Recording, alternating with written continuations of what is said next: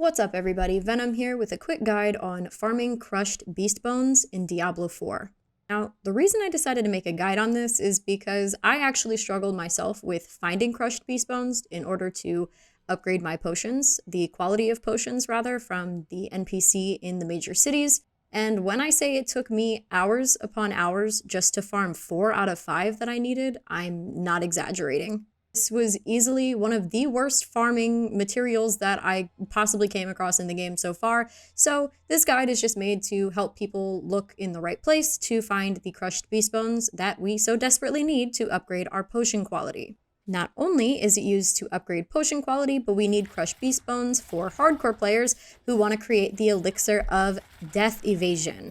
Now, I did watch a couple guides myself to give me an idea of where to go when I was looking for crushed beast bones, so I'm going to share a couple of my favorite spots that I used personally in order to find these bones, and it made it much easier and much less blood boiling than initially, so here we go. The first thing I'm going to recommend is find any cellar. Any cellar on your map, not dungeon, but cellar specifically. Oh, but Venom, there's a million cellars. Which one do I go? All of them. Go to all of them. Any cellar that you see on your map, go to, because every cellar has a chance to drop a material once you finish the event within that cellar. Now, most of those materials do come from the chest at the end of that event, but regardless, you still have a 100% chance to get some form of material from that chest after the event is completed. Now, does that mean you're going to get crushed beast bones every single event? No, it does not. Sadly, they still have a very low drop rate, but it makes it a lot easier because you at least are guaranteed some form of material at the end of each event inside of those cellars, so you're still getting something for what you're doing. It's not just running around randomly killing spiders and wargs like I did for 2.5 hours straight to get one crushed beast bone. Now, what I will say is if you do find a cellar that has beasts in it, like spiders, wargs, bats, just something of the like, any form of beast, definitely try to run that one a few times. Well, how do you do that if you already did the dungeon or cellar for the day rather? Well, normally you have to wait a couple of minutes for a dungeon to reset upon completion, or cellar in this case. What you can do is the instant reset method. Well, what is that?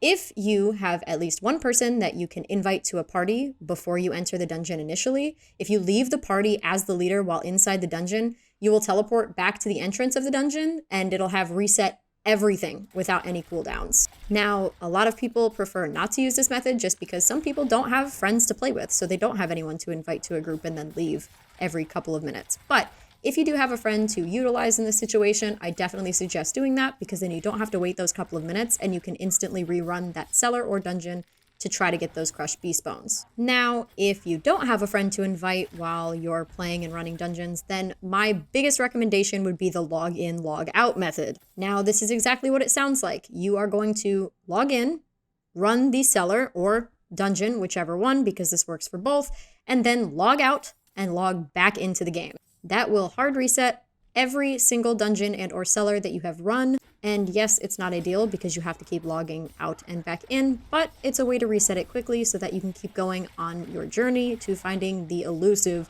crushed beast bones. Now, I did hear that unlocking Hell Tides makes it easier to farm materials such as crushed beast bones. I haven't unlocked them myself, so I cannot test the accuracy of that, but that is something that I have heard through the pipeline, that once you unlock Hell Tides, farming materials is much easier. Hell Tides are just world events that last for an hour where a region of Sanctuary turns into basically a hellhole. All hell breaks loose, and there's demonic enemies everywhere, meteors are falling from the sky. It's an absolute nightmare, but if it makes farming crushed beast bones easier and less of a nightmare, then I'm all for it. I'm just not 100% sure if it works as of yet, so I will test that out once I unlock Hell Tides, but that's what I have heard from friends of mine that are that level and have them unlocked already.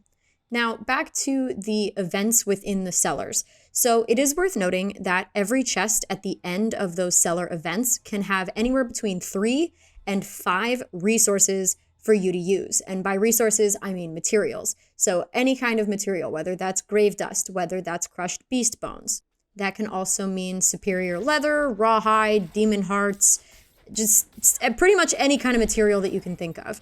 that's what's going to be within those chests at the end, and they can hold anywhere between 3 and 5. So even if you're not getting crushed beast bones, you're still getting a lot from doing those cellars, and I think that it's still worth doing even if you have your crushed beast bones and you need other materials. I think it's a great way to farm pretty much any material that you might need in Diablo 4 as of right now.